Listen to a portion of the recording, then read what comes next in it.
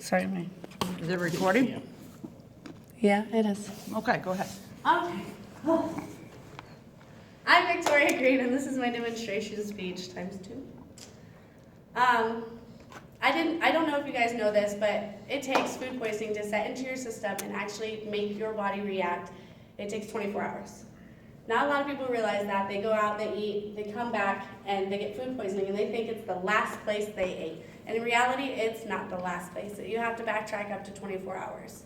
So if you ever get food poisoning and you get sick, don't think it's the last place. Retrace your steps and see if there's anything, even a grape on the sample bar at the grocery store can make you sick. Today I'm going to talk about when to temp out your food at home and at work if you work in the kitchen. I'm going to show you how to properly temp out foods, different types of foods, so you kind of get an idea of it. And then I'm going to tell you why we temp out foods. I'm going to first start with when to temp out foods. At work, we temp out foods when we receive it, before we put it in any heat source, during, after, and cooling if need be. At home, I'm not going to lie, I do not temp all of my foods, and I would never ask anybody to temp all their foods at home. I would ask you to temp out your meats, and not just on Thanksgiving. Always temp out your meats. Make sure that you're not making your family sick or yourself sick.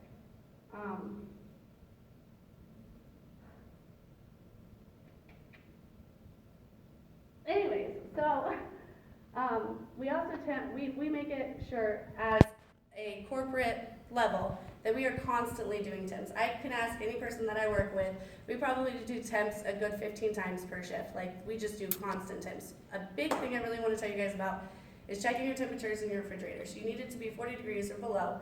A lot of people don't realize that that can make you sick. It can make your food spoil faster, and it's a very important thing just to keep your family safe. So I'm going to show you exactly how to temp different types of food. Most people do not temp correctly, and I want to just give you a little tip on how to do said temperatures.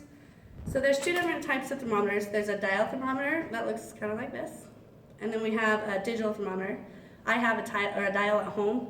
I also have an oven ready, which the bigger ones are the oven ready ones, so you can put them in the oven and leave them in the meat. But we're going to use digital just because it's faster. And all these food are unsafe. I've already cooked them, left them out, whatnot. So nobody's eating these foods, so I'm just going to show you how to do it. Okay, so we're going to start with the meat. This is a hamburger that I made this morning. It's a ½ pound. So it's pretty thick. It's got some weight on it. So when you temp out meats, you usually use tongs and gloves. You want to temp from the side, like that. And you want to try and get as centered as you can. I'm shaking. But you want to go about middle, at what you think is middle, and you want to remove it off the heat source. If this was our pan, we would tong it and we would pick it up out of the meat, or out of the heat, because you don't want to temp how hot your pan is. You know your pan's hot.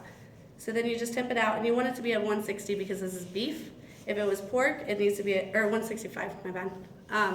If it was pork, it's only supposed to be at 140. And a little tip, if you have pork, if you're making pork chops on the grill or in the oven, you actually pull it out of the oven and let it sit on the side for 3 minutes, and then you temp it out. Because pork holds heat much better than beef does. So anyway, so when you're temping something like this size or even, bigger, you want to avoid gristle and avoid the bone. You want to go into the biggest, fattest piece of meat and stay in the middle of it. When you have turkeys, you don't just temp one area. Turkeys, chickens, roasts even, you don't want to temp just the biggest area. You want to kind of give a 3. 3 is the rule. You always want to temp for 3 areas and always hold it for 3 seconds. Your temp is never going to change for 3 seconds, even off the heat. It might fluctuate 0.1 degree, but it's not going to be the difference between safe and not safe. Okay, I did pancakes today because it's easy. And our thermometer does not go through a pancake very well. This is a pretty big probe. So I want to teach you guys how to do like a slimmer type of thing. They're like thin steaks that you do. I stack them on top, and then what I do is I go in as an angle, and then I try to get in the center, but not in through the bottom. You don't want to go to the bottom of anything. You want it to be the middle of your food. So once that temps out at 140, because this is not a dangerous type of food, this is just a quick food. Waffles are the same. So you want that at 140, and then I want to demonstrate pans because I see this all the time. I'm guilty of it too. Casseroles, anything that's in a pan, we use pans constantly. I see this all the time. And what we're doing here is we're temping out the pan. We know this pan is hot. We don't need to know. we want to know what this food in the middle, the most dangerous, thickest place is always in the middle. So you want to temp and hold. You don't want to just leave it in the middle like that. That is the biggest mistake that people see. Health people talk about it all the time on websites. You want to hold it, and you want to get as centered as you think it is. And that's how you take a proper temp of something that's in a pan. So now we're going to talk about why we do food temperatures. Okay, number one, safety. That's a given. You don't want to make anybody that you love or care about sick. When I'm at work, I don't want to make any of the students sick. I would feel guilty. I put their safety before my own. I don't care if I cut myself because I'm gonna do it anyway. I'm gonna bump my knee, I'm gonna slip, I'm gonna fall, I'm gonna lift incorrectly. I don't want them to get food poisoning or become death happens. I don't want that to happen to anybody that I personally know or anybody that I interact with on a daily basis. So safety is the first one. And second, I did want to point out that if you were to be found guilty of making someone sick, you can be sued. And they will sue you for everything that you have. They're not scared of it. It's happened multiple times in California, Washington, Supreme Court's seen one.